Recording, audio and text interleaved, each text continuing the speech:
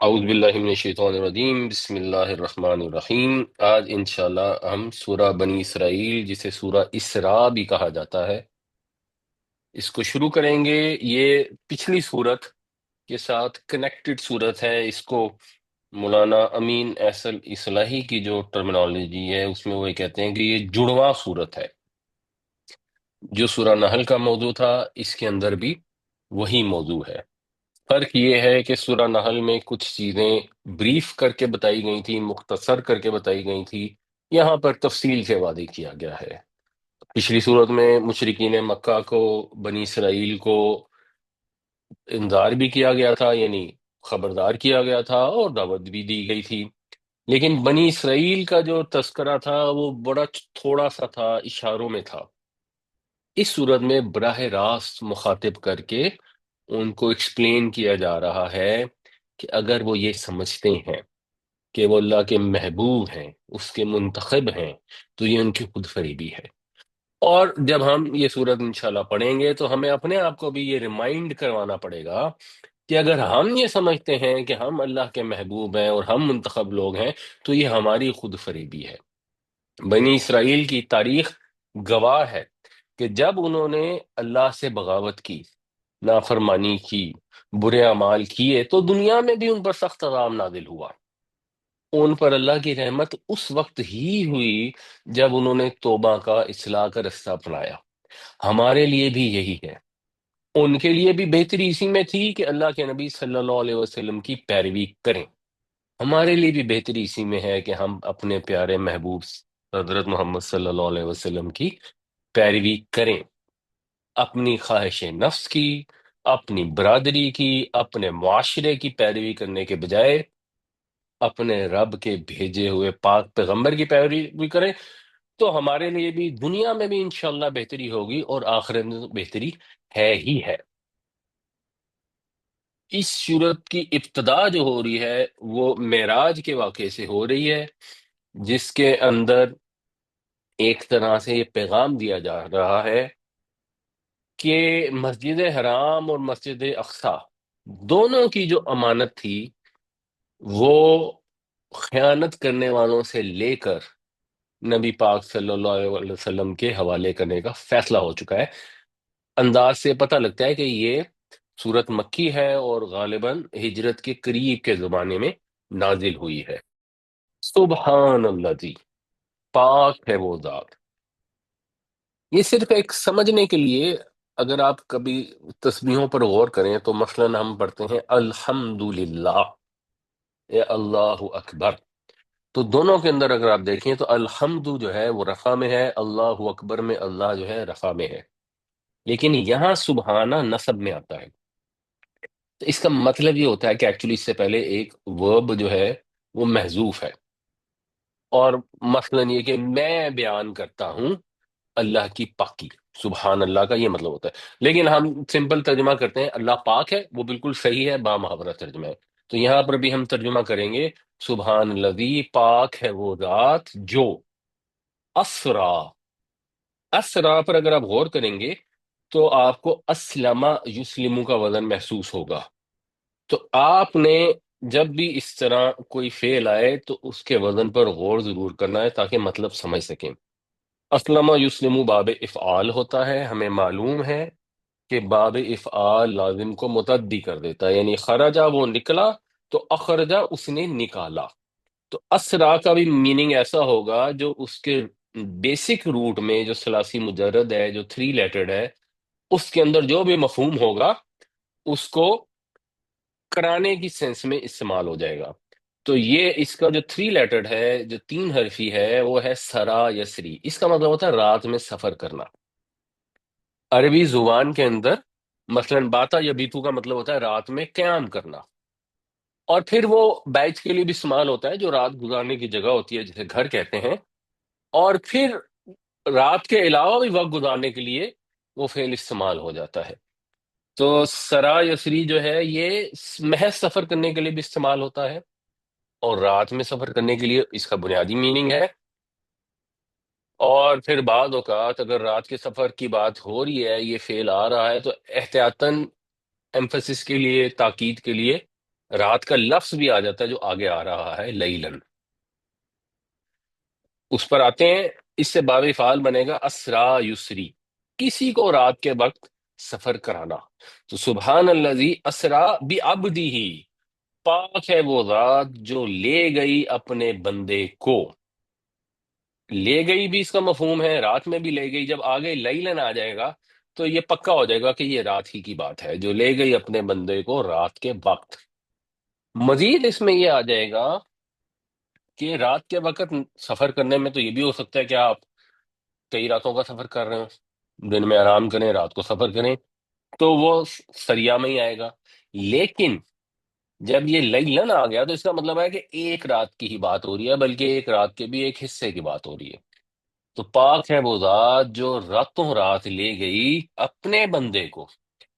اپنے بندے میں دو چیزیں، ایک تو یہ ہے کہ نبی کریم صلی اللہ علیہ وسلم اللہ کے بندے ہیں، کامل عبودیت ہے۔ جس طرح یہ لفظ استعمال کیا گیا نا، عبدہ، اپنا بندہ، اس کے مطلب ہے کہ کائنات میں اس سے بہتر کوئی مصداق ہو ہی نہیں سکتا۔ یہ نہیں کہا گیا کہ اپنے رسول کو لے گئی، حضور کا نام نہیں لیا گیا، بس یہ کہا گیا اپنے بندے کو لے گئے، اور اپنے بندے کا مطلب ہر سننے والے کو سمجھ آ رہی ہے کہ کون ہے۔ تو یہ اللہ کے ساتھ قربت، اللہ کی محبت اور نبی کریم صلی اللہ علیہ وسلم کی بندگی، سب کی یہ دلیل ہے کہ اپنے بندے کو لے گیا راتوں رات، کہاں؟ من المسجد الحرام الی المسجد الاقصی، مسجد حرام سے مسجد اقصی کی طرف۔ اقصی جو ہے بنیادی طور پر یہ ہے قاف، سواد اور واو۔ قصا یقصو کا مطلب ہوتا ہے دور ہونا۔ اس سے پھر جو افعل التفضیل بنتا ہے، جیسے اکبرو کے وزن پر، تو اکبر زیادہ بڑا، اقصا زیادہ دور، اور یہ مذکر کا صیغہ ہے کیونکہ مسجد عربی میں مذکر ہوتی ہے۔ اس کا اگر مؤنث ہوتا تو وہ قصوا ہوتا، عظما کبرا کے وزن پر۔ تو لے گیا کہ مسجد حرام سے دور کی مسجد کی طرف۔ مسجد حرام سب کو پتہ ہے، حرمت والی مسجد، جہاں پر یہ حرام ہے کہ کسی کو نقصان پہنچایا جائے، ایون کسی جانور کو کوئی تکلیف پہنچائی جائے، یہ بھی منع ہے، حرمت والی مسجد۔ تو یہ سب کو پتہ کون سی ہے۔ اور مسجد اقصی بھی سب کو معلوم ہے کیونکہ اس وقت وہ مسجد تقریباً 40 دن لگتے تھے سفر کرنے میں۔ آج بھی اگر آپ سفر کریں تو یہ ایک دن کا سفر نہیں ہے، گاڑی پہ ڈرائیو بھی کر کے جائیں تو 32 گھنٹے کا سفر ہے۔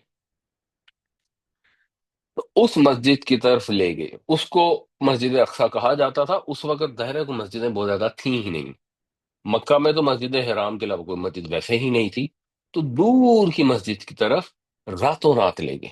40 دن کا جو سفر تھا وہ رات کے ایک حصے میں کیا گیا۔ اور مسجد اقصی موجود کہاں تھی؟ مسجد اقصی بارکنا، حول جو ہے، یہ حول ہم اردو میں ایک لفظ استعمال کرتے ہیں، ماحول۔ ماحول کا مطلب ہوتا ہے جو ہول میں ہو، جو ارد گرد ہو۔ تو حالہ یحول کا مطلب ہوتا ہے ارد گرد ہونا۔ حولہ، اس کے ارد گرد، یعنی اس کا ماحول، اس کے ماحول کو ہم نے کیا کیا؟ بارکنا، برکت دی تھی۔ یہ مسجد اقصی کی خوبی تھی، اس وجہ سے اور پکا ہو گیا کہ یہ اسی مسجد کی بات ہو رہی ہے جسے آج کل القدس کہا جاتا ہے۔ اس لیے بھی برکت والی تھی کہ وہاں پہ زرخیزی تھی، اس پہ بڑی زبردست یہ انجیریں اور زیتون وغیرہ اگتے تھے، اور روحانی برکت بھی تھی کیونکہ یہاں بہت سارے انبیاء پیدا ہوئے، یہیں پہ رہے، ایون دفن بھی ہوئے۔ تو اس کا جو ماحول تھا اللہ تعالیٰ نے اس کو برکت دی تھی۔ اپنے بندے کو اللہ لے کر کیوں گیا؟ لِنُرِيَهُ مِنْ آیاتنا، تاکہ ہم دکھائیں اس کو اپنی نشانیاں۔ اللہ تعالیٰ اپنے نبیوں کو، رسولوں کو ایسی نشانیاں دکھاتا ہے جو عام لوگوں کو نہیں دکھائی جاتی، اور ان کا پھر جو ایمان اور یقین ہوتا ہے، اس کے اندر جو اسٹرینتھ ہوتی ہے، وہ ظاہر سی بات ہے عام لوگوں میں نہیں ہو سکتی۔ تو یہ اللہ تعالیٰ کا ایک سسٹم ہے۔ اس کے علاوہ یہ نشانی بھی دکھائی گئی کہ اللہ کی طرف سے جو اللہ کی منشا ہے وہ نبی کریم صلی اللہ علیہ وسلم پر بھی واضح ہو جائے کہ اب وہ وقت آ رہا ہے کہ یہ جو امانت ہے یہ مشرکوں اور یہودیوں دونوں سے لے کر آپ کے حوالے کی جانے والی ہے۔ تو ایک طرح سے یہ مدد اور نصرت کی بشارت ہے، تاکہ ہم دکھائیں اس کو اپنی نشانیوں میں سے۔ انہ هو السمیع البصیر، بے شک وہی ہے جو سمیع بھی ہے اور بصیر بھی ہے۔ وہی ہے کا مطلب کیا ہے؟ کہ یہ حقیقی سمیع و بصیر کے لیے ہے، یعنی انسان بھی سنتا ہے، انسان بھی دیکھتا ہے، لیکن یہاں کہا جا رہا ہے کہ وہی ہے جو سب کچھ سنتا ہے، وہی ہے جو سب کچھ دیکھتا ہے، کیونکہ انسان کو جو ملا ہے وہ اللہ ہی کا عطا کرنا ہے اور نہایت محدود ہے۔ حقیقی معنوں میں سمیع اور بصیر، السمیع اور البصیر جو ہے وہ صرف اور صرف اللہ کی ذات ہے۔ اس کی سماعت سے، اس کی بصارت سے کوئی چیز چھپی ہوئی نہیں۔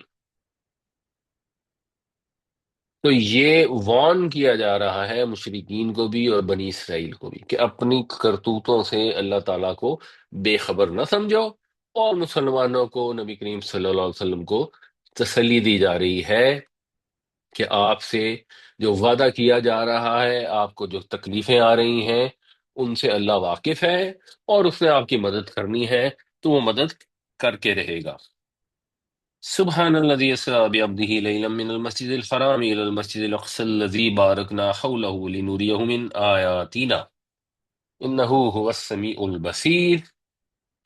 پاک ہے وہ ذات جو لے گئی اپنے بندے کو ایک رات مسجد حرام سے مسجد اقصی کی طرف، جس کے ارد گرد کو ہم نے برکت بخشی تاکہ ہم اس کو دکھائیں اپنی نشانیاں۔ بے شک وہی ہے جو سمیع ہے اور بصیر ہے۔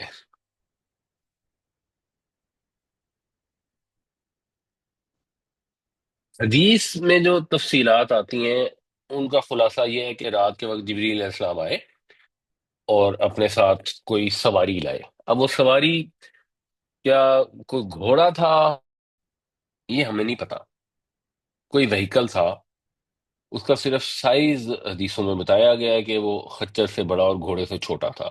اٹ ڈز ناٹ نیسیسریلی مین کہ کوئی پروں والا گھوڑا یا کوئی ایسی چیز تھی۔ اس سواری کا نام براق تھا۔ اس کے اوپر حضرت جبرائیل علیہ السلام نبی کریم صلی اللہ علیہ وسلم کو سوار کرا کے مسجد اقصیٰ تک لے گئے، پھر وہاں سے آپ کو آسمان کی طرف لے گئے، اور وہاں آپ کی اللہ تعالیٰ سے ملاقات ہوئی، نمازیں فرض ہوئی، اور اس کے بعد آپ واپس بیت المقدس آئے اور پھر وہاں سے مسجد حرام تشریف لائے۔ اور اگلے دن جب یہ بات کی تو مشرکوں نے بہت مذاق اڑایا، اور حضرت ابو بکر نے آپ کی تصدیق کی، شاید اسی وجہ سے حضرت ابو بکر کو صدیق کہا جاتا ہے۔ وَآتَيْنَا مُوسَى الْكِتَابَ، اور ہم نے دی موسیٰ کو کتاب، یعنی تورات۔ تو یہ بتایا جا رہا ہے کہ یہودیوں کو ہم نے تورات دی تھی، کیونکہ اب بات یہاں سے شروع ہوئی ہے، مسجد اقصیٰ سے انڈرسٹوڈ ہے کہ وہ چینج کیا جا رہا ہے، منصب یہودیوں سے لے کر مسلمانوں کو دیا جا رہا ہے، تو ساتھ یہ بتایا جا رہا ہے کہ ہوا کیا تھا۔ تو ہوا یہ کہ موسیٰ کو دی کتاب، وَجَعَلْنَاهُ هُدًى لِبَنِي اسرائیل، اور اس کو بنایا بنی اسرائیل کے لیے ہدایت نامہ، رہنمائی کا مرکز، جس طرح ہمارے لیے اللہ تعالیٰ نے قرآن شریف کو ہدایت بنایا ہے۔ اب یہ ہدایت ملے گی کیسے اگر کھول کے نہیں دیکھیں گے؟ اور اگر کھولیں گے تو جیسے ہندو اپنے منتر پڑھ رہے ہوتے ہیں، ہم بس عربی پڑھی جائیں، ثواب حاصل کیے جائیں، جو ڈیفینیٹلی ثواب بھی ملتا ہے، برکت بھی ہوتی ہے، لیکن سمجھے ہی نہ، تو جب سمجھیں ہی گے نہیں تو ہدایت کہاں سے ملے گی؟ ایسا تو نہیں ہے کہ آپ منتر کی طرح پڑھتے چلے جائیں گے تو خود بخود ہدایت ملتی جائے گی۔ ہدایت کا پروسیس ہے کہ آپ کتاب پڑھتے ہیں، سمجھتے ہیں اللہ تعالیٰ کیا فرما رہے ہیں، اس پر عمل کرنے کی کوشش کرتے ہیں، مشکلات پیش آتی ہیں، پھر کتاب پڑھتے ہیں، پھر پڑھتے ہیں، 5 نمازوں کے اندر بار بار سنتے ہیں اور سمجھتے ہیں کہ اللہ تعالیٰ نے مختلف جگہوں پر کیا فرمایا ہے، اس سے دل پر اثر بھی ہوتا ہے، تسلی بھی ملتی ہے، حوصلہ بھی ملتا ہے، اور انسان کوشش کرتا رہتا ہے، پھر خطائیں کرتا ہے، غلطیاں کرتا ہے، پھر کتاب سے رہنمائی لیتا ہے اور ہدایت کے رستے پر چڑھ جاتا ہے، اور ایک دفعہ جب چڑھ جاتا ہے اور اللہ تعالیٰ مدد فرماتا ہے تو پھر وہ متقی ہو جاتا ہے۔ یہی پروسیس ہے۔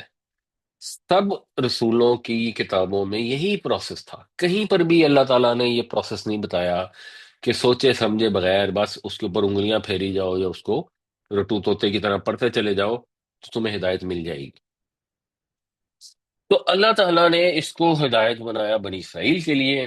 کیا اللہ جو بنیادی ہدایت ہے کسی بھی نبی کی دعوت کے اندر، اللہ جو ہے یہ ہے بیسیکلی ان لا تتخذو، یہ کہ تم مت بناؤ من دونی وکیلا، میرے سوا کسی کو وکیل، میرے سوا کسی کو وکیل نہیں بنانا۔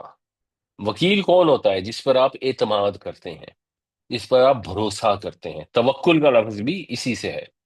تو جس پر توکل کیا جائے، جس کی طرف رجوع کیا جائے، جب بھی کوئی تکلیف، جب بھی کوئی پریشانی آئے، تو وہ کس پہ کرنا ہے؟ آپ نے اپنے چچا سے رابطہ کرنا ہے۔ دنیاوی لحاظ سے جہاں تک اسباب کا استعمال ہے وہ تو آپ کریں گے، وہ چچا سے بھی کریں گے، اپنی ایفرٹ سے بھی کریں گے، اپنی ریسورسز سے بھی کریں گے۔ آپ کو ہیلتھ کا پرابلم ہو گیا ہے تو آپ واک کرنے جائیں گے، آپ ڈاکٹر کے پاس جائیں گے، وہ تو دنیاوی لحاظ سے اسباب کا استعمال ہے۔ لیکن اسباب کے علاوہ جو آپ نے رابطہ کرنا ہے، بھروسہ کرنا ہے، توکل کرنا ہے، وہ کس پر کرنا ہے؟ کیا اللہ کے نبی صلی اللہ علیہ وسلم پہ توکل کرنا ہے کہ ہماری صحت خراب ہے تو حضور پہ توکل کریں، ہمیں کسی چیز کی ضرورت ہے تو حضور سے مانگیں؟ کیا حضرت علی سے کرنا ہے؟ کیا حضرت ابراہیم سے کرنا ہے؟ کیا حضرت جبریل سے کرنا ہے؟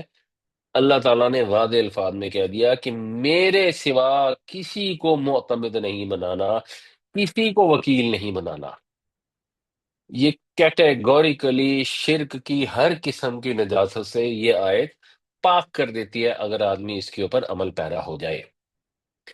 اور یہی ہدایت بنی اسرائیل کو دی گئی تھی، ان کے انبیاء بار بار بار بار ان کو وارن کرتے رہے، ان کو توجہ دلاتے رہے، اور وہ بار بار شرک اور بت پرستی میں مبتلا ہوئے، اور اس مبتلا ہونے کی وجہ سے جو ان کو سزا ملی اس کا بھی ذکر آگے آ رہا ہے۔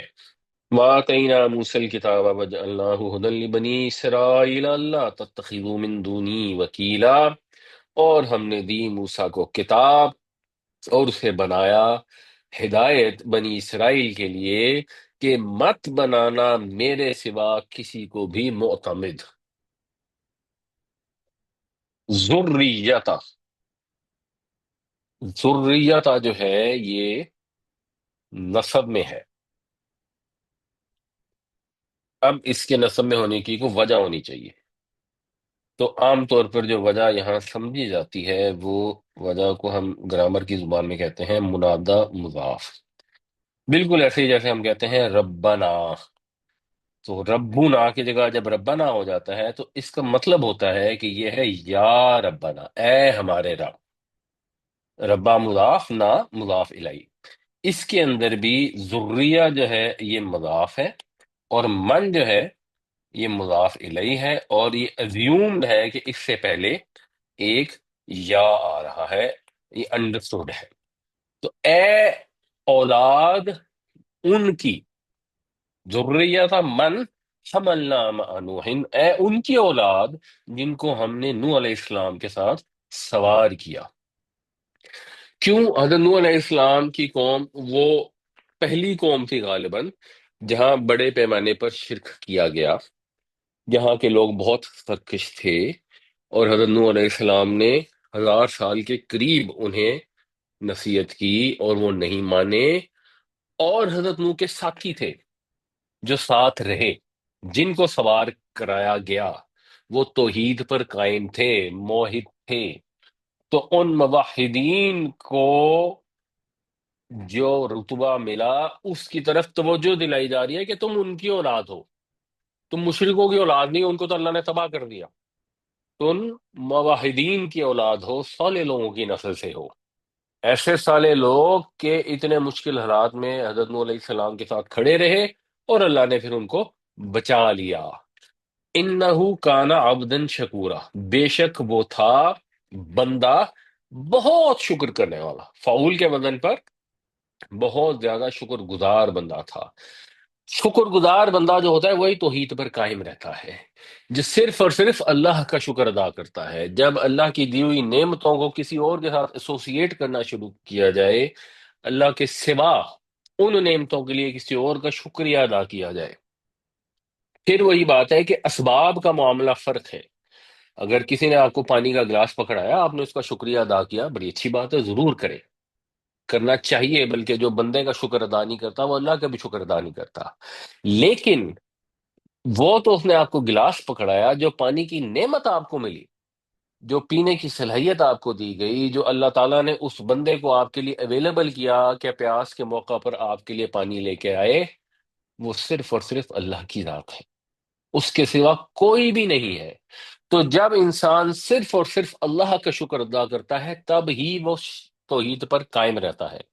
اور جب وہ شکر گزاری میں اللہ کے ساتھ اوروں کو شریک کرنا شروع کر دیتا ہے، تو شرک وہاں سے شروع ہو جاتا ہے۔ آپ کو اللہ نے اولاد دی، اور آپ کے غوث اعظم آپ کا شکریہ، غوث اعظم کا کس چیز کا شکریہ؟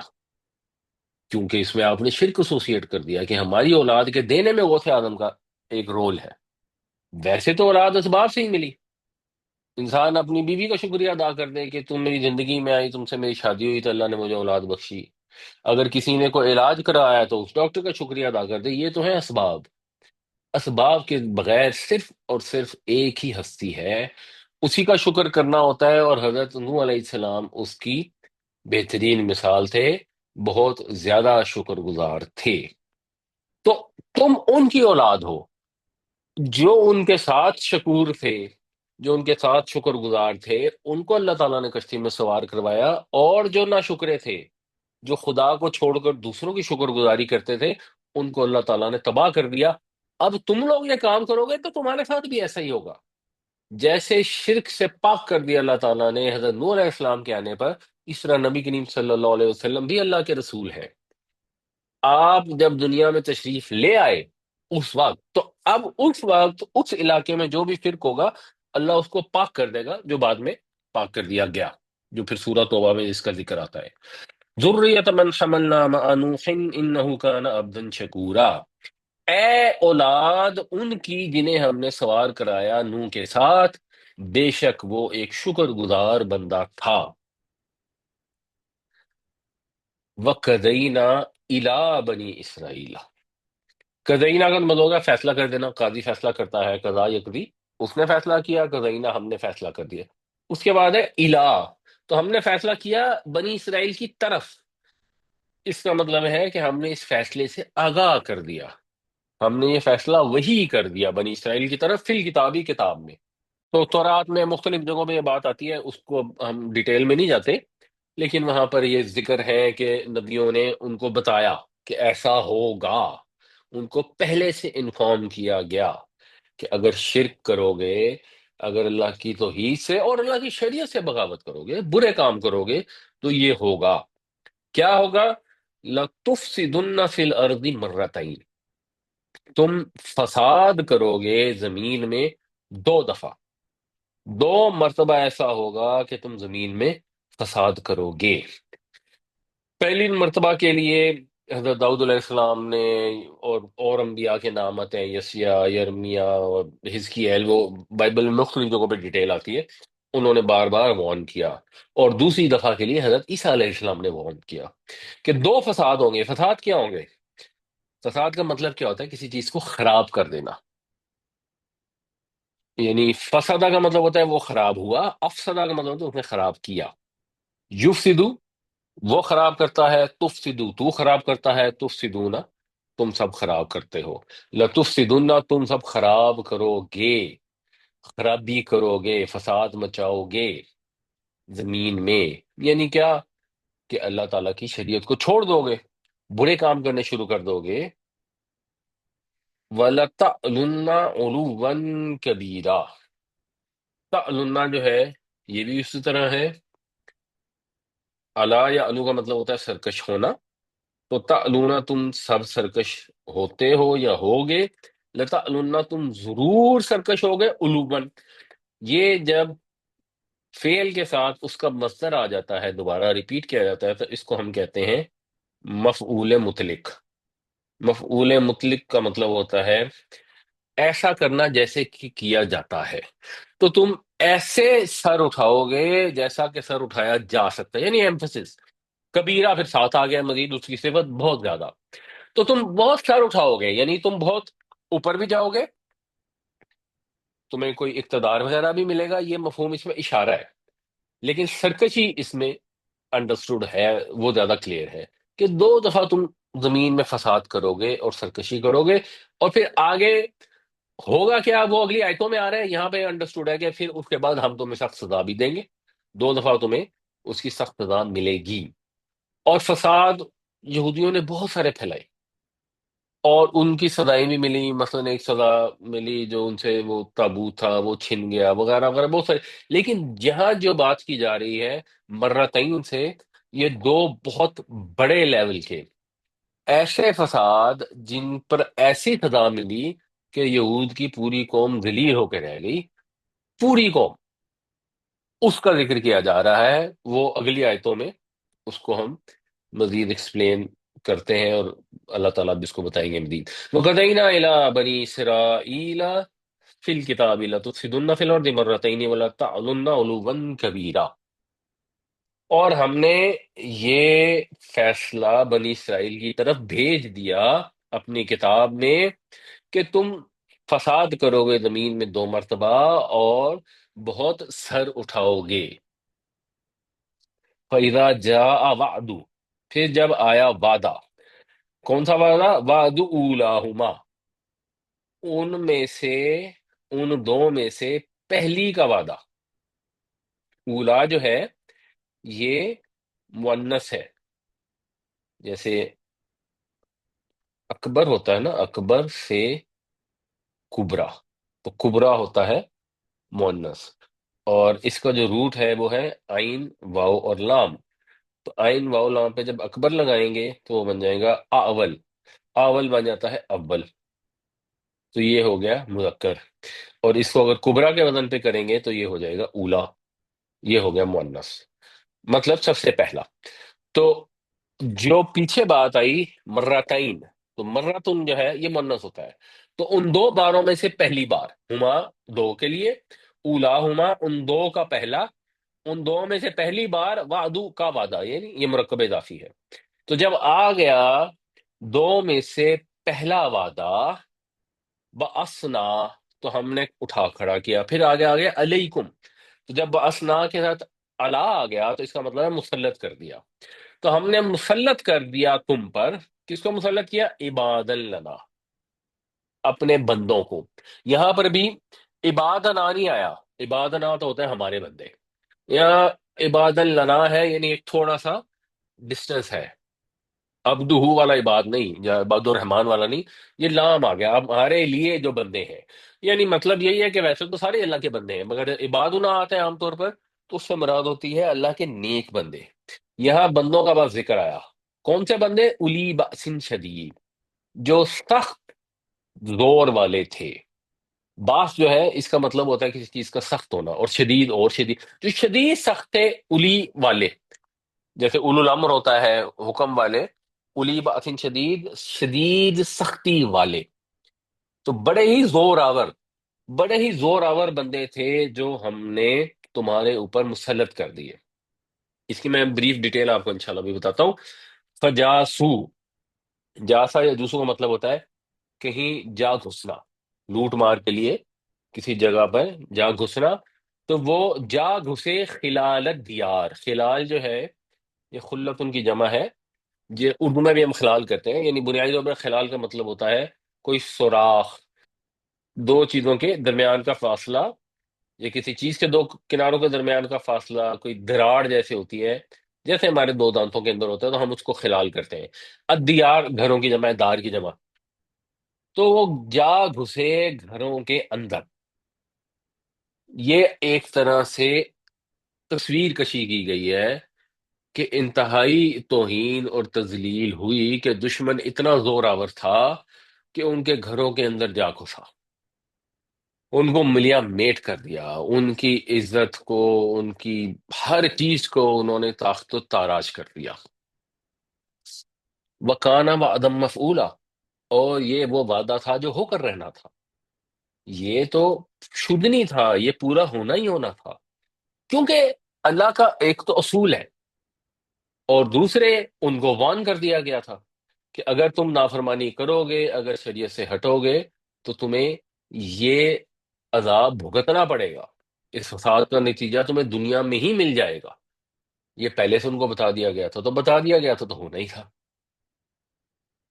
اور یہ بھی کلیئر ہو گیا کہ بنی اسرائیل کو جو خیال تھا، اور وہ خیال ایک لحاظ سے صحیح تھا، اللہ تعالیٰ نے خود قرآن شریف میں فرمایا سورہ بقرہ میں، انی فضلتکم علی العالمین، میں نے تمہیں تمام جہانوں پر فضیلت بخشی۔ تو اللہ تعالیٰ نے بخشی تھی فضیلت بنی اسرائیل کو، انہوں نے سمجھا کہ ہمیں فضیلت اس لیے بخشی گئی ہے کہ ہم اللہ کے چہیتے ہیں، کوئی اللہ کا چہیتا نہیں ہے۔ حضرت ابراہیم علیہ السلام کے اولاد ہونے کا مطلب یہ نہیں ہے کہ چہیتا ہے کوئی، اللہ کا چہیتا تو وہ ہے جو اللہ کے رسولوں سے محبت کرتا ہے، اور اللہ کے رسولوں سے محبت کرنے کا طریقہ کیا ہے کہ وہ اللہ کے رسولوں کے طریقے پر چلتا ہے، ان کی پیروی کرتا ہے۔ جو نبیوں کی پیروی کریں گے، یا ہم نبی کریم صلی اللہ علیہ وسلم کی پیروی کریں گے، تو ہم اللہ کے محبوب ضرور ہوں گے، انشاءاللہ ہوں گے۔ زبانی کلامی محبت کے دعوے کرنے سے اور منحوس اعمال کرنے کے بعد ہم یہ خوش فہمی میں رہیں کہ ہم تو آخری نبی کی امت سے ہیں تو ہم بڑے چہیتے ہوں گے اور ہم پر اللہ بڑی مہربانی کرے گا، تو ایسا نہیں ہے، اور ہمیں دنیا میں نظر بھی آ رہا ہے، دنیا میں آج نظر آ رہا ہے۔ اگر اپنی حرکتیں صحیح نہیں کریں گے نعوذ باللہ، تو آخرت میں بھی نظر آئے گا۔ جو اللہ کا وعدہ ہے وہ ہو کر رہنا ہے، ان کے ساتھ وعدہ دنیا میں ہی کر دیا گیا تھا، ورنہ قیامت کے لیے تو سب سے یہی وعدہ ہے۔ فَإِذَا جَاءَ وَعْدُ أُولَاهُمَا بَعَثْنَا عَلَيْكُمْ عِبَادًا لَنَا أُولِي بَأْسٍ شَدِيدٍ فَجَاسُوا خِلَالَ الدِّيَارِ وَكَانَ وَعْدًا مَفْعُولًا۔ اس میں ایک چیز آپ ذہن میں رکھیے گا کہ یہ جو ہم پڑھتے ہیں نا، عام طور پر جب واو آتی ہے تو ہم نے واو کو لمبا کرنا ہوتا ہے، مگر یہ جو واو ہے الی میں یہ نہیں پڑھی جاتی، یہ الی پڑھا جاتا ہے، یہ صرف پیش کی آواز آتی ہے۔ اولو الالباب میں بھی ایسے ہی ہوتا ہے، الو میں جو اگلا واو ہوتا ہے اس کو پڑھا جاتا ہے الو۔ اگر الو ہوگا آگے، مثلا کوئی الف لام نہیں آ رہا، جڑ نہیں رہا، تو پھر وہ واو پڑھی جائے گی، لیکن پہلے والی جو واو ہوتی ہے یہ نہیں پڑھی جاتی۔ ہمارے قرآن میں اس کو آئیڈینٹیفائی نہیں کیا جاتا، عربی قرآنوں میں پھر بھی آئیڈیا ہو جاتا ہے کچھ۔ جیسے اب یہ فجاسو ہے، تو جاسو تھوڑا لمبا کریں گے، اس کو لمبا نہیں کرنا۔ پھر جب آ گیا ان دو کا پہلا وعدہ، تو ہم نے مسلط کر دیے تمہارے اوپر اپنے بندے جو بڑے زوراور تھے، پس وہ جا گھسے گھروں کے اندر، اور یہ وعدہ ہو کر رہنا تھا۔ یہ ایک کوئک سی سمری ہے بنی اسرائیل کی، اور یہ اگلی آیتوں میں یہی آئے گی، دو چار آیتوں میں آگے انشاءاللہ ہم اس کو کلوز کرنے کی کوشش کرتے ہیں، کہ حضرت موسیٰ علیہ السلام کا یہ دور ہے، اندازہ ہے کہ یہ کوئی 1500 قبل مسیح ہے، وہاں سے لے کر حضرت داؤد علیہ السلام تک بنی اسرائیل جو ہے نا وہ بس تھوڑے سے اچھے تھوڑے برے حالات میں رہے۔ حضرت موسیٰ علیہ السلام کے دور میں تو بچت ہو گئی، آ گئے، لیکن پھر مشکلات بھی آئیں ان کی نافرمانیوں کے سبب۔ پھر حضرت داؤد علیہ السلام اور پھر حضرت سلیمان علیہ السلام، اس پیریڈ کے اندر بنی اسرائیل کو بہت عروج ملا۔ پھر یہ جو ریڈ ایریا آ رہا ہے اس کا اب ذکر ہو رہا ہے، پہلا جو وعدہ آیا اس کے اندر بہت مار پڑی انہیں۔ وہ کیا ہوا کہ جب بنی اسرائیل فلسطین میں داخل ہوئے تو بہت ساری قومیں وہاں رہتی تھیں، اور ان میں بہت شرک پایا جاتا تھا۔ اس شرک کی مصیبت ہمیشہ سے چلی آ رہی ہے، یہ کوئی آج پہلی دفعہ نہیں ہوئی، اس وقت پہلی دفعہ نہیں ہوئی تھی، یہ بڑے عرصے سے چلی آ رہی تھی۔ تو ان میں بے تحاشا شرک پایا جاتا تھا، اور حضرت موسیٰ نے کلیئرلی ان کو بتایا کہ تم نے شرک سے دور رہنا ہے، اور حضرت موسیٰ کی زندگی میں بھی انہوں نے کہا کہ ہمیں بچڑا بنا دو، اور بار بار ان کا دل بچھڑے کی طرف مائل ہوتا رہا۔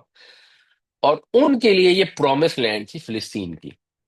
اس وقت اللہ تعالیٰ نے ان کو اچھے کام کرنے کے سبب یہ وعدہ کیا تھا کہ اگر یہ کرو گے اچھے کام، ہمت کرو گے، تو جہاں فلسطین میں اس وقت قومیں رہتی ہیں ان پر حملہ کر کے ان سے فلسطین کی سرزمین چھین لینا، لیکن ان کی اخلاقی برائیوں میں نہیں دم نے مبتلا ہونا۔ جب بنی اسرائیل فلسطین میں داخل ہو گئے تو اس ہدایت کو بھول گئے، اور یہ والا دور جب گزر گیا، یعنی بنیادی طور پر تھے جالوت نے جب مقابلہ کیا اور طالوت نے اس کو شکست دی، اور حضرت داؤد علیہ السلام نے جالوت کو قتل کر دیا، اور اس سے بعد یہ ڈائنیسٹی جب شروع ہوئی تو عظیم الشان ڈائنیسٹی تھی۔ اس کے بعد بنی اسرائیل پر پھر دنیا پرستی آ گئی، وہ آپس میں لڑے، انہوں نے دو ریاستیں بنا دی۔ اس زمانے میں ایک کو اسرائیل کہتے تھے، ایک کو یہودیہ کہتے تھے، اور وہ آپس میں لڑتے ہی رہتے تھے۔ اور ہوتے ہوتے ہوتے یہ سچویشن ہوئی کہ بہت زیادہ فساد پھیل گیا، اور ایک ریاست کے بادشاہ نے مشرک لڑکی سے شادی کر لی، جو شہزادی تھی ایک دوسری ریاست کی۔ تو یہ اب جیسے ہندوستان میں اکثر ہو رہا تھا نا، مسلمان ہندوؤں سے شادی کر لیتے ہیں اور پتہ نہیں ان کو کوئی پرواہ ہی نہیں ہوتی۔ دراصل یہ ایک بہت بڑی اخلاقی اعتقادی خرابی تھی۔ اب رسول آتے رہے، یہ یسیہ نبی آئے، یرمیہ آئے، اور یہ کوششیں کرتے رہے، اور نہیں جب یہ بد اخلاقیوں سے بعد آئی تو پھر یہ والا جو پیریڈ ہے 598 قبل مسیح، اور قبل مسیح میں obviously پیچھے والا نمبر بڑا ہوتا ہے، آگے چھوٹا ہوتا چلا جاتا ہے۔ تو 598 میں بخت نظر تھا ایک بادشاہ، اس نے حملہ کر دیا، اور یہودیہ کی جو ریاست تھی اس کو اس نے ایکوائر کر لیا، اور وہ کرتے رہے، پھر بھی سازشیں کرتے رہے۔ تو 598 کے بعد پھر یہ 587 میں جا کے، اس کے کوئی 11 سال بعد، اس نے ایسا حملہ کیا کہ اس نے یروشلم کی اینٹ سے اینٹ بجا دی، اور جو حضرت سلیمان علیہ السلام کا جو معبد تھا، جس کو وہ ٹیمپل آف سولومان کہتے ہیں یا ہیکل سلیمانی کہتے ہیں، اس کو بالکل پیوند خاک کر دیا۔ اور یہودی جو تھے وہ پھر وہاں سے نکل گئے، اور دنیا بھر میں بس وہ آپ سمجھیں کئی ملکوں کے اندر تتر بتر ہو گئے۔ یہ بہت بڑا ان کے اوپر ایک امپیکٹ آیا، بہت بڑی ان کو سزا ملی، اور یہ ان کو بتائی گئی تھی پہلے سے۔ اسی طرح کی ایک سزا ہٹلر میں نے بھی دی تھی۔ اس وقت یہودیوں کی کنسنٹریشن تھی جرمنی اور اس کے ارد گرد، اور وہاں پہ یہودیوں کو ہٹلر نے بہت زیادہ مارا، اور پھر وہ بےچارے دنیا میں بہت ساری جگہوں پہ گئے، اور ان سے ظلم ہوا، ان سے ظلم ہوا۔ اب وہ جوابی ظلم کر رہے ہیں، وہ جو ان کے ساتھ ہوا وہ بھی غلط تھا، جو ہٹلر نے کیا تھا، اب جو وہ کر رہے ہیں وہ بھی غلط ہے۔ اور ہٹلر نے جو کیا وہ دوسری سزا تھی، وہ قرآن میں اس کے متعلق بتایا گیا ہے کہ اب وہ ہمیشہ راندہ درگاہ رہیں گے۔ ایک صورت ہے کہ اللہ کا دامن تھام لے، دوسرا ہے کہ بندوں کا دامن تھام لے۔ تو ابھی آگے انہوں نے بندوں کا دامن تھامنا ہے، یہ 1948 میں آ کے۔ اس سے پہلے اس پورے پیریڈ میں، اور یہ دوسرے فساد کی بات ہے، یہ اگلی آیتوں میں آ رہی ہے، تو یہ انہوں نے اپنی پینٹنگ میں تصویر کشی کی ہوتی ہے، تو یہ پہلا فساد تھا اور پہلی سزا تھی جو انہیں دی گئی۔ ثم رددنا لکم الکرۃ علیہم، رددنا لوٹا دینا، پھیر دینا، پھر ہم نے لوٹایا تمہارے لیے الکرہ۔ کرہ کا مطلب ہوتا ہے باری، ویسے کرہ کا مطلب بھی، کرہ یکورو کا مطلب ہوتا ہے لوٹنا مڑنا، تو کرتن ہوتا ہے ایک دفعہ، یا کرتن دوسری باری کو بھی کہہ دیتے ہیں ویسے، جس کے لیے اردو میں نہیں ایک لفظ استعمال کرتے ہیں مکرر، مکرر جب کو شاعر شعر پڑھ رہا ہوتا ہے، یا جس سے لفظ ہے تکرار، دوبارہ کرنا کسی چیز کو۔ تو پھر ہم نے لوٹائی تمہاری طرف تمہاری باری، علیہم، ان پر، یعنی تمہاری باری تمہارے لیے لوٹائی ان کے اوپر، یعنی پھر تمہیں دی گئی یہ آپشن، اپرچونٹی، کہ تمہیں اقتدار حاصل ہوا۔ وَأَمْدَدْنَاكُمْ بِأَمْوَالٍ وَبَنِينَ، اور ہم نے مدد کی تمہاری مال کے ساتھ اور بیٹوں کے ساتھ۔ مال اور بیٹوں کا کیسے مدد کی؟ اللہ نے برکت دی تو اولاد بھی ہوئی، مال بھی ملا۔ وَجَعَلْنَاكُمْ، اور ہم نے تمہیں بنا دیا اکثر نفیرہ، کثیر نفری والا۔ نفری اردو میں بھی استعمال ہوتا ہے، نفرہ ینفر کا مطلب ہوتا ہے کسی چیز کے لیے نکلنا، اسی طرح سے نفرت کا لفظ بھی ہوتا ہے، اس میں بھی ہوتا ہے کسی چیز سے بھاگنا۔ اور پھر نفیر جو ہوتا ہے یہ جماعت کے لیے کہتے ہیں، نفری کے لیے. تو ہمیں تمہیں بنا دیا کثیر التعداد جماعت. اس کی بھی ڈیٹیل بریف میں آپ کو بتاتا ہوں. ثم رددنا لكم الكرة عليهم وامددناكم باموال وبنين وجعلناكم اکثر نفیرا. پھر ہم نے تمہاری باری ان کے اوپر لوٹا دی، اور ہم نے تمہاری مدد کی اولاد اور اموال سے، اور ہم نے بنا دیا تم کو کثیر التعداد. تو اب یہودیہ کے باشندوں میں، یعنی اسرائیل اور یہودیہ دو ریاستیں تھیں، تو ان کے اندر ایک ایسا گروہ تھا جو خیر پر قائم تھا، خیر کی دعوت دینے والا تھا. اس نے اصلاح کا کام جاری رکھا، لوگوں کو توبہ کی ترغیب دی. آخر کار رحمت الہی آئی تو بابل کی سلطنت کو زوال آ گیا. اور پھر ایک بادشاہ تھا سائرس، جسے خسرو بھی کہتے ہیں.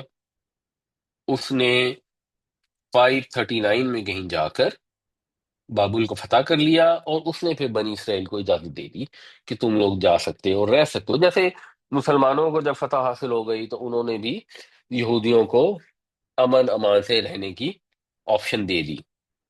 جب بھی ہسٹری میں کبھی بھی ایسا ہوا ہے مسلمان کہیں پر بھی قابض ہوئے تو انہوں نے یہودیوں کو امن امان سے رہنے کی آپشن دی.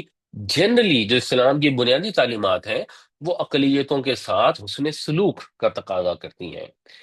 یہ ہمارے ملک میں عجیب و غریب لوگوں نے دین سمجھ لیا ہے کہ عیسائیوں کے گھر جلا دینے اور ان کے گرجے گرا دینے، اور ایون ہندوؤں کی مندر توڑ دینے، وہ سمجھتے ہیں کہ یہ کوئی دینی کام ہے.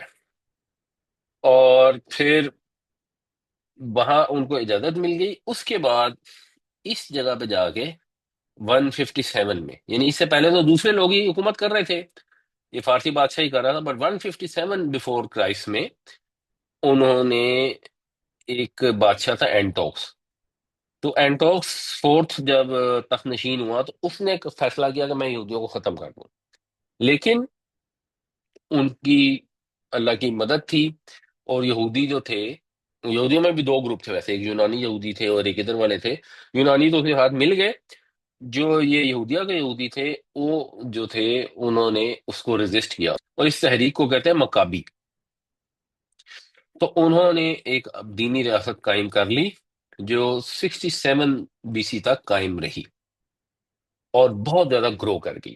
تو یہ اللہ تعالیٰ نے ان کو دوبارہ سے باری دی، ان کو کثیر التعداد بھی بنا دیا، اور ان کی مال اور اولاد سے مدد بھی فرمائی. اور ساتھ اللہ تعالیٰ یہ رول بتا رہے ہیں، اس وقت بھی یہی رول تھا، آج بھی یہی رول ہے، بنی اسرائیل کے لیے بھی یہی رول ہے، ہمارے لیے بھی یہی رول ہے. ان احسنتم احسنتم لانفسکم، اگر تم بھلا کام کرو گے تو اپنے لیے کرو گے. وَإِنْ أَسَأْتُمْ فَلَهَا، اور اگر برا کام کرو گے تو وہ بھی لہا، انفسکم کے لیے، تو وہ بھی اسی کے لیے، یعنی تمہارے لیے، یعنی اپنے لیے ہی ہے. تو اگر کوئی شخص اچھا کام کرتا ہے تو کوئی اللہ کے سر احسان نہیں کرتا. اللہ تعالیٰ کی قدرت میں، اللہ کی خدائی میں کوئی فرق نہیں پڑتا، چاہے ساری کائنات برے کام کرنا شروع کر دے. جو شخص اچھا کام کرتا ہے اپنی ذات کے لیے کرتا ہے، جو برا کام کرتا ہے اس کا نتیجہ، اس کا نقصان اپنے آپ کو پہنچاتا ہے. ایسا نہیں ہوتا کہ کوئی شخص کسی پر ظلم کر لے اور سمجھے کہ اس کا نتیجہ یہ ہوا کہ فلاں آدمی پر ظلم ہو گیا اور میں نے سرکشی کی اور میں بڑا کامیاب ہوگا. ایسا نہیں ہے. یہ بہت بڑی غلط فہمی ہے جس میں سارے ظالم مبتلا ہوتے ہیں، سارے چور، سارے بے ایمان، سب یہ سمجھتے ہیں کہ ہم نے دو نمبری کر لی، بے ایمانی کر لی، کسی کا حق مار لیا، کسی کو ساتھ بدتمیزی کر لی تو ہم بڑے کامیاب ہو گئے. نہیں، اپنا نقصان کر رہے ہوتے ہیں. اگلے کے ساتھ جو ہوتی ہے وہ اس کا اور اللہ کا معاملہ ہے. اگر کسی نے آپ کا ظلم سہا، آپ کی دو نمبری کا نشانہ بنا اور اللہ پر توکل کیا، اللہ سے فریاد کی، تو اس کو تو ملیں گے اس کے اجر. اس نے جواب میں آپ سے برائی نہیں کی تو اس کے لیے تو ہوگا اچھا. اور آپ کو بظاہر محسوس ہو رہا ہے کہ ہم نے اس کو دبا لیا، اس کو مار لیا، اس سے ہم نے فائدہ اٹھا لیا، اس کو بیوقوف بنا لیا. اپنے آپ کو بیوقوف بناتے ہیں آپ. تو ان کو یہ بتایا گیا کہ اگر تم بھلائی کرو گے تو اپنے لیے کرو گے، برا کرو گے تو اپنے لیے کرو گے. فَإِذَا جَاءَ وَعْدُ الْآخِرَةِ، پھر جب آ گیا دوسرا وعدہ یا آخری وعدہ تو وہ تو ٹوٹلی دو تھے، تو اس میں دوسرا اور آخری دونوں ایک ہی بات ہے۔ لیسوء وجوہکم، سا یسوء کا مطلب ہوتا ہے کسی چیز کا بگڑ جانا، اور اس کا مطلب یہ بھی ہوتا ہے کسی کو بگاڑ دینا، یعنی کچھ فعل ہوتے ہیں نا جو لازم اور متعدی دونوں معنوں میں استعمال ہوتے ہیں۔ تو لیسوء، اوریجنل لفظ تھا یسوءونا، وہ بگاڑتے ہیں، لام کئی آ گیا تو نون ختم ہوگی، لیسوء تاکہ وہ بگاڑ دیں، وجوہکم تمہارے منہ، تمہارے منہ بگاڑ دیں، یعنی یہ ایک تصویر ہے کہ تمہارا حشر نشر کر دیں۔ ہم بھی کہتے ہیں کہ اس کا چہرہ بگاڑ دوں گا یا میں اس کا حشر کر دوں گا، تو مفہوم اس میں یہی ہوتا ہے۔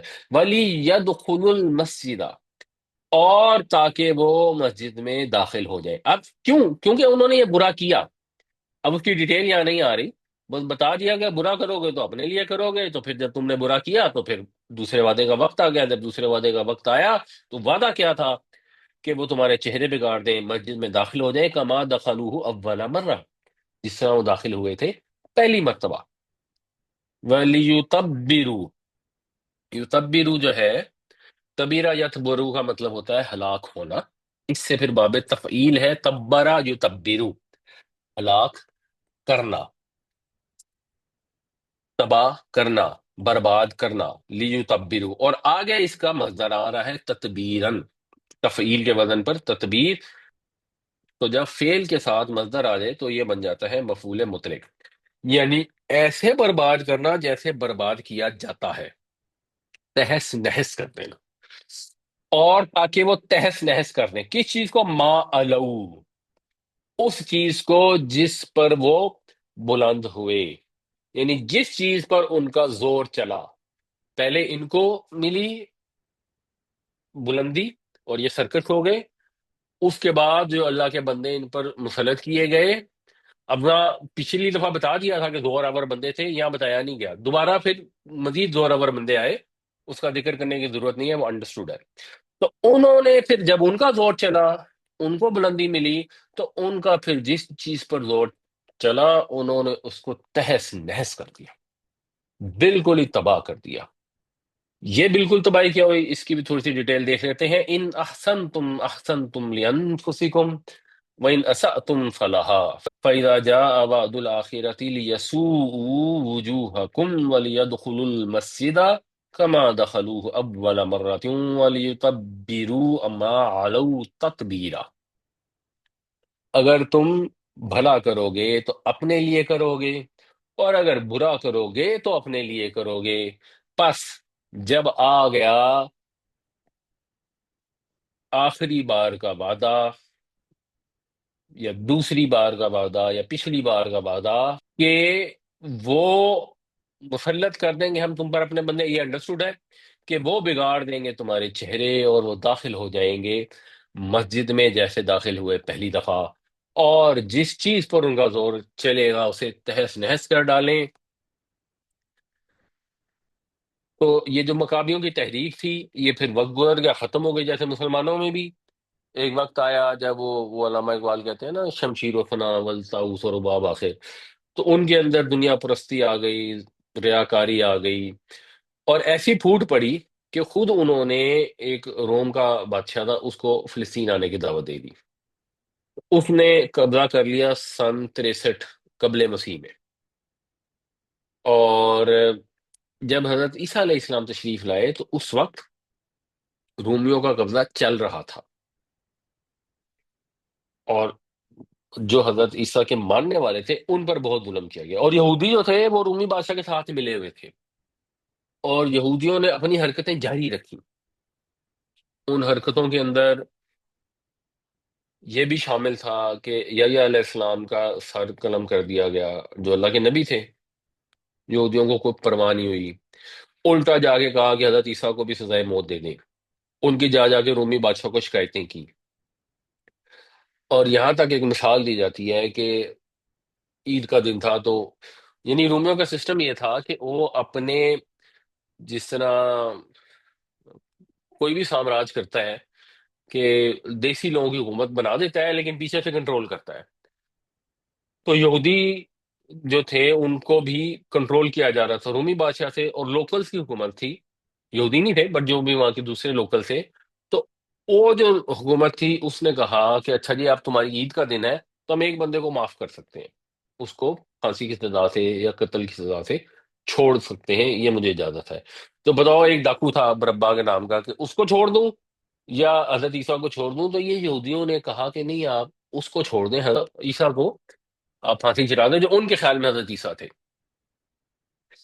تو نتیجہ اس کا کیا ہوا کہ کچھ زمانہ گزرا کہ پھر جو یہودی تھے ان کے ساتھ اور رومیوں کی پھر لڑائی شروع ہو گئی، اور پھر یہودیوں نے بغاوت کر دی سن 64. اب یہ اے ڈی کی بات ہو رہی ہے. تو 64 عیسوی سے لے کے 66 کے درمیان بغاوت کی، اور 70 عیسوی میں ٹیٹوس نام کا بادشاہ تھا جس نے یروشلم کو فتح کیا. 1,33,000 بندے مار دیے، بے شمار غلام بنا لیے گئے، اور پھر دوبارہ ہیکل سلیمانی کو مسوار کر دیا گیا. اور اس کے بعد یہودی اتنے خوار ہوئے کہ وہ مختلف جگہوں میں پھیل گئے. اور پھر ان کے اوپر یہ حضرت عیسیٰ علیہ السلام کی مخالفت کی وجہ سے قیامت تک کے لیے سزا مسلط ہے، کہ جب تک وہ کوئی بندوں کا یا اللہ کا سہارا نہ پکڑے. اللہ کا سہارا پکڑنے کا مطلب تو ہے کہ مسلمان ہو جائیں گے، پھر تو مسئلہ حل ہو گیا. بندوں کا سہارا پکڑنے کا مطلب ایسے ہی ہے جیسے آج کل اسرائیل نے امریکہ کا سہارا پکڑا ہوا ہے. جب وہ سہارا پکڑیں گے تو کچھ بچت ہو جائے گی، ورنہ ذلیل و خوار ہوتے رہیں گے. تو پریکٹیکلی 2,000 سال تک ان کی کہیں حکومت نہیں بنی. پھر یہ 1948 میں آ کے اسرائیل بنا ہے. تو وہ جو کنٹینویشن تھی اگلی سزا کی، ایک طرح سے جا کے اس میں رسپائٹ آئی ہے. عسا ربکم ان یرحمکم، ممکن ہے، قریب ہے کہ تمہارا رب تم پر رحم فرمائے. یہ پھر ان کو کہا جا رہا ہے اتنی تم نے نافرمانیاں کی. نبی کریم صلی اللہ علیہ وسلم جب تشریف لائے اس وقت بھی ان کو یہ آپشن دی جا رہی تھی کہ بھائی یہ وہی رسول ہیں جن کی جو پیشین گوئی ہے تمہاری کتابوں میں کی گئی ہے، تو اپنی حرکتوں سے باز آ جاؤ. جو تم نے کیا اس کی سزا تمہیں مل گئی، اب اللہ کا دامن تھام لو. اس نبی پاک صلی اللہ علیہ وسلم کی دعوت نے تمہارے لیے نجات کا راستہ کھول دیا ہے، اس کو اختیار کر لو، اپنا مستقبل سنوار لو، توبہ کرو، اصلاح کرو، اللہ بھی تم پر رحم فرمائے گا. ہمارے لیے بھی یہی ہے. آج ہم دیکھتے ہیں ان جنرل دنیا میں مسلمان ذلیل و خوار ہو رہے ہیں. تو ہم یہ سمجھتے ہیں ہم ذلیل و خوار اس لیے ہو رہے ہیں کہ اس کی وجہ یہ ہے کہ عیسائی جو ہے وہ ہمارے خلاف سازشیں کرتے ہیں. عیسائیوں کو ہمارے خلاف سازشیں کرنے کی ضرورت کیا ہے؟ ہمارے پاس ہے کیا جس کی وہ سازشیں کریں ہمارے خلاف؟ کس کو مثلا امریکہ ہمارے خلاف سازشیں کرتا ہے، تو امریکہ کس چیز پہ سازش کرتا ہے؟ ہمارے پاس کیا ہے جو ہم امریکہ کو نقصان پہنچا سکتے ہیں؟ مطلب ہم وہاں جا کے خدا نہ خاصا دہشت گردی کر لیں گے تو وہ ہمارے ویزے بند کر دیں، مسئلہ ختم. اللہ اللہ خیر صلاح. یہاں سے بیٹھ کے ہم امریکہ کو کون سا نقصان پہنچا سکتے ہیں؟ ابھی یہ جو اسرائیل نے فلسطین پہ اتنے ظلم کیے تو یہ سارے مسلمان ملک مل کے انہوں نے کیا کر لیا اسرائیل کا؟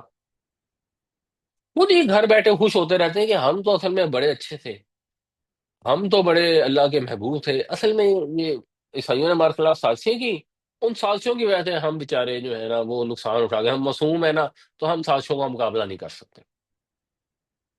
رول وہی ہے کہ توبہ کر لو. نبی پاک صلی اللہ علیہ وسلم نے جو اصلاح کا رستہ کھولا ہے اس رستے پہ چل پڑو.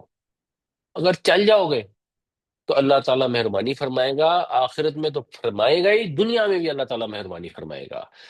حکومتوں کے لیے بھی یہی ہے، پارٹیوں کے لیے یہی ہے، برادریوں کے لیے، کمیونٹیز کے لیے بھی یہی ہے، انڈیویجولز کے لیے بھی یہی ہے. ایک ہی رستہ ہے. اور اگر نہیں کرو گے، جو بنیادی خطاب بنی اسرائیل سے کیا جا رہا ہے، وہ ان عود تم عودنا، آدھا یعودو کسی چیز کو دوبارہ کرنا، اور اگر تم دوہراؤ گے تو ہم بھی دوہرائیں گے. اگر تم وہی حرکتیں کرو گے تو ہم بھی وہی سزا دیں گے. وَجَعَلْنَا جَهَنَّمَ لِلْكَافِرِينَ حَصِيرًا، یعنی دنیا میں تو سزا دیں گے ہی، لیکن جہنم جو ہے اس کو ہم نے کافروں کے لیے حصیر بنا دیا ہے. حسرہ یا حصور کا مطلب ہے کسی چیز کو گھیر لینا، جس سے پھر محاصرہ ہوتا ہے، محصور کا لفظ ہوتا ہے. حصیر پھر ایک طرح سے آپ سمجھیں باڑے کے لیے لفظ استعمال ہوتے ہیں. جو جانور ہوتے ہیں نا ان کو آپ چاروں طرف سے ایک دیوار بنا دیتے ہیں، تو وہ باڑے کے اندر ان کو قید کر دیتے ہیں۔ تو ہم نے کافروں کو جہنم کے اندر قید کر دینا، ہم نے باڑا بنا رکھا ہے جس کے اندر سارے ٹھوس دیے جائیں گے اور وہاں سے کبھی نکل نہیں سکیں گے۔ تو رول ایک ہی ہے۔ اللہ تعالی ہم سب کو بھی یہ توفیق عطا فرمائے کہ ہم یہودیوں کے نقش قدم پر چلنے کے بجائے اپنے نبی پاک صلی اللہ علیہ وسلم کے راستے پر چلیں، اور اپنی انفرادی زندگیوں میں بھی جو ہم آدھے کام ہندوؤں کی طرح کرتے ہیں ان کے راستے پر چلنے کے بجائے اپنے پاک نبی اور پیارے نبی صلی اللہ علیہ وسلم کے پاک صحابہ کے راستے پر چلیں، جیسے ان کی رسمیں تھیں، جیسے ان کے رواج تھے اس پر چلیں، جن میں آسانیاں تھیں، جو بوجھ گردنوں پر کندھوں پر ڈالے گئے تھے ہمارے نبی پاک صلی اللہ علیہ وسلم نے اتار دیے۔ ہم نے ہندوؤں کی تقلید میں دوبارہ اپنے گلے میں ڈالنی ہے، ان کو اتار پھینکیں، سیدھی سادی زندگی اختیار کریں، اللہ کی عبادت بھی کریں، اللہ کی شریعت پر عمل بھی کریں، اللہ کے بندوں کے ساتھ حسن سلوک بھی کریں گے تو انشاءاللہ اللہ تعالیٰ ہم پر رحمت فرمائے گا۔ عسیٰ ربکم ان یرحمکم وان عدتم عدنا وجعلنا جہنم للکافرین حصیرا۔ کیا عجب کہ تمہارا رب تم پر رحم فرمائے، ممکن ہے کہ تمہارا رب تم پر رحم کر دے، اور اگر تم دوبارہ وہ کرو گے تو ہم بھی دوبارہ وہی کریں گے، اور جہنم کو تو ہم نے کافروں کے لیے حصیر بنا ہی رکھا ہے۔ سر میں یہ پوچھنا چاہ رہا ہوں کہ ہم نے شروع کی جو یہ صورت پڑھی ہے تو معراج کے سفر کا ذکر ہوا ہے، کیا جی قرآن جی، شریف میں اتنا ہی ذکر ہے یا اس کے بعد اس کی کوئی اور تفصیل بھی ہے؟ اس کی اور تفصیل جو ہے نا، میرا ایکچولی یہ جو پہلی آیت میں ذکر ہے نا، اس سفر جی کو سر، کہتے ہیں اسرا۔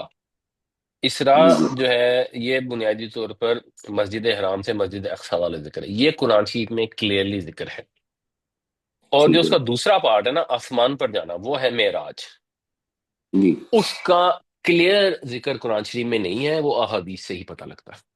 تو گرامر کے اندر جب آپ اسم کو دیکھتے ہیں تو اس میں چار چیزیں ہوتی ہیں، ان میں سے جو پہلی چیز ہے جس کو سمجھنا ضروری ہوتا ہے جملے کو صحیح سمجھنے کے لیے، وہ ہے جینڈر، مذکر مؤنث۔ مذکر مؤنث جو ہے یہ انگریزی میں تو بہت آسان ہوتی ہے۔ انگریزی میں تو یہ ہی، شی اور اٹ، تین چیزیں ہوتی ہیں، مذکر مؤنث اور نیوٹر، اور اس سے زندگی آسان ہو جاتی ہے۔ جن چیزوں کا آپ آسانی سے ایسوسیٹ کر سکتے ہیں جو جوڑوں کی شکل میں ہوتی ہیں وہ ہی اور شی بن جاتے ہیں، جو باقی چیزیں ہوتی ہیں وہ اٹ ہو جاتی ہیں۔ انگریزی میں یہ بہت آسان ہے، اردو میں یہ بہت مشکل ہے۔ اردو کے اندر جو کرسی ہے وہ مؤنث ہوتی ہے، میز بھی مؤنث ہوتی ہے، کتاب بھی مؤنث ہوتی ہے، قلم جو ہے وہ مذکر ہوتا ہے، سورج مذکر ہوتا ہے، چاند مذکر ہوتا ہے، پھر کچھ الفاظ میں کنفیوژن ہوتی ہے۔ دہی جو ہے وہ لکھنؤ میں مؤنث ہوتی ہے، اور دہلی میں وہ کھٹا ہوتا ہے، مذکر ہوتا ہے۔ چولہا مذکر ہے، روٹی مؤنث ہے، کیوں ہے؟ اس کا کوئی رول ہے تو بہت ہی مشکل ہے اردو میں رول بتانا۔ عربی میں رول بنانا آسان ہے۔ عربی میں رول یہ ہے کہ کوئی نہ کوئی مؤنث کی نشانی ہونی چاہیے، تو مؤنث کہیں گے ورنہ وہ مذکر ہی ہے۔ یہ ایک بیسک رول ہے، اس میں سلائٹ ایکسیپشن ہے۔ تو پہلی نشانی تو یہ ہے کہ جوڑا ہو، مؤنث حقیقی جسے کہتے ہیں، کہ باپ ہے تو اس کے مقابلے میں ماں ہے، تو ابن کے مقابلے پر امن، یا رجل کے مقابلے پہ امراۃن، تو رجل مذکر، امراۃ مؤنث، یہ تو ہو گیا آسان۔ پھر ایک اور مؤنث کی نشانی ہوتی ہے جس کو ہم کہتے ہیں مؤنث قیاسی، اس میں علامت ہوتی ہے کوئی مؤنث ہونے کی۔ وہ کیا علامت ہوتی ہے؟ ایک علامت ہے گولتے، جنت مؤنث ہے، مسلم مذکر ہے تو مسلمۃ مؤنث ہے، کافر مذکر ہے تو کافرۃ مؤنث ہے۔ اس میں کچھ ایکسیپشن ہوتی ہیں جیسے علامہ یا خلیفہ، وہ تھوڑی سی ہوتی ہیں، اور اس میں ہمیں ویسے پتہ بھی لگ جاتا ہے، اور اس کا ایکچولی ایمفسس ہوتا ہے۔ علامہ کا مطلب ہوتا ہے بہت بڑا عالم، خلیفہ کا مطلب ہوتا ہے سب مسلمانوں کا حکمران، اس سینس میں۔ دوسری جو علامت ہوتی ہے وہ ہے الف،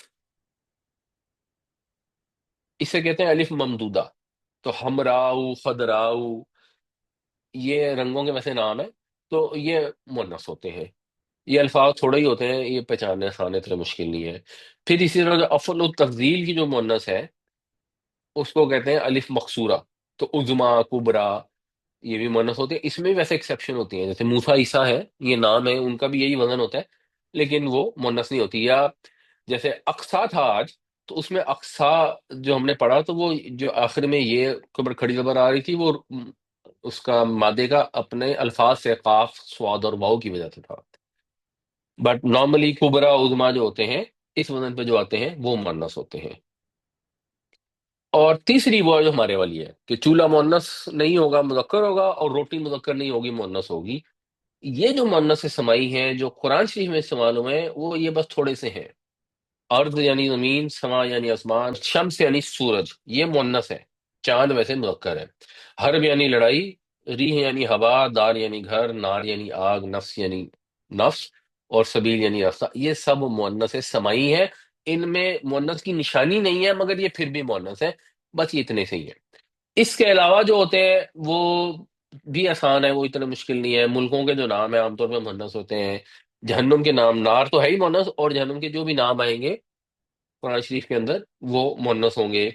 اور انسانی بدن میں جو ایسے باڈی پارٹس ہوتے ہیں جو جوڑوں کی شکل میں ہوتے ہیں، جیسے ہاتھ ہے یدن، پاؤں ہے، کان ہے اذنن، یہ ہوتے ہیں مؤنث. جو سنگولر ہوتے ہیں جیسے انوف ہے تو یہ ہوگا مذکر. تو بس یہ رول ہے، ان کو آپ ذہن میں رکھیں گے تو انشاءاللہ آپ مذکر مؤنث آسانی سے پہچان لیں گے. اور یہ پہچاننا ضروری ہے کیونکہ اس کی روشنی میں ہی آپ صحیح ترجمہ کر سکتے ہیں. اب ایک بالکل بریف سی اس کی پریکٹس ہے، وہ آپ کوئکلی بتا دیں کہ اس کے اندر یہ امتن ہے، یہ مذکر ہے یا مؤنث ہے اور کیوں ہے.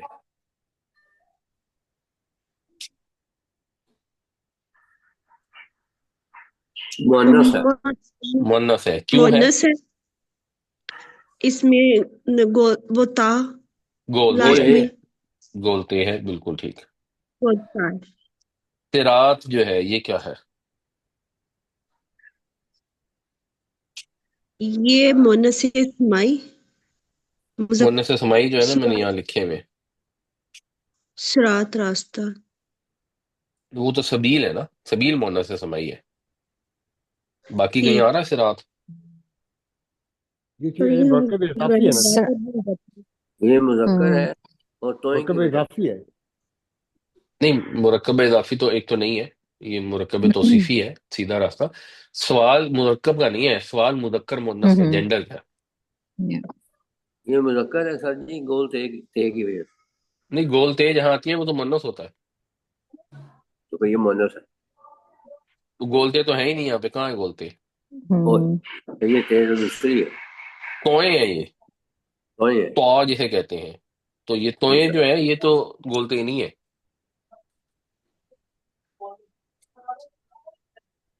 جی اب بتائیں گے مذکر ہے مؤنث؟ سر جہنم، صراط جہنم میں صراط کہاں سے آگے مستقیم، صراط مستقیم، نہیں نہیں اللہ نہیں معاف نہیں کرے، نہیں جہنم میں سر کیسے سوری، لے جائے؟ تو اس کا جواب یہ ہے کہ یہ مذکر ہے کیونکہ اس میں مؤنث کی کوئی سر نشانی نہیں پائی سر جاتی. یہ مذکر بھی ہے، اور جی جس طرح ہم بات کرتے ہیں کہ فی سبیل اللہ، تو وہ جو سبیل ہے اس کا مطلب بھی راہ ہے، اور صراط کا مطلب بھی راستہ ہے. مطلب ایک ہی سملر ورڈز ہیں. دیکھا جائے تو صراط میں یعنی کہ یہ توئیں کی وجہ سے یہ نہیں کہ صراط مستقیم سیدھے رستے پر چلا، تو یہ مذکر ہے. فی سبیل اللہ کریں گے تو اللہ کی راہ، تو وہ سبیل مونس ہے. بالکل صحیح بات ہے، سبیل مؤنث ہے کیونکہ وہ مؤنث سمائی ہے. صراط میں کوئی مؤنث کی نشانی نہیں ہے، اس لیے صراط مذکر ہے. اچھا جی، آخرہ یہ تو گول تے ہے یہ مؤنث. مؤنث ہے. مونس بولتے ہیں مؤنث ہے، بالکل ٹھیک. حسنہ، مونس ہے، مؤنث مونس حسنہ بھی وہ مؤنث ہے، تاکید، ٹھیک ہے. آخر اور وہی مؤنث ہے.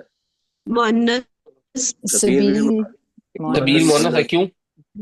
یہ سبیل سبیل کیوں سمائی، مؤنث سمائی ہے، بالکل صحیح. مونس حکمہ، سبیل سمائی، مونس سمائی، یہ بھی مؤنث ہے تو ایک ہی حکمت وجہ مونس حکمہ ہے، مونس ہے گول ایک کی وجہ سے، جی سے. یہ سارے حکمہ مؤنث. بھی مؤنث، موعظہ بھی سمائی مؤنث، حسنہ بھی.